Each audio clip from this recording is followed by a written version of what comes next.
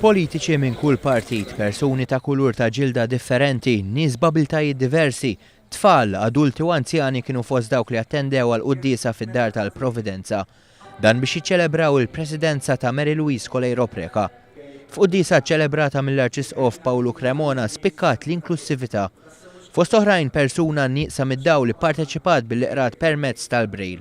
Fl-omelija spikka l-messaġġ ta' mħabba li Kristu talejn il-proxmu permezz ta' solidarjetà mal-fqir u l-batut.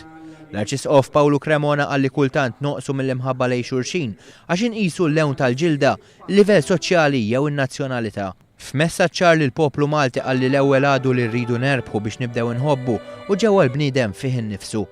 Tkellem dwar il-persuni li huwa l-aktar diffiċli biex naraw ix-xbieqa talla fihom, fost dawn in-nies ta' nazzjonalità oħra, il-ħabsin u l-vittmi ta' droga u l-alkoħol.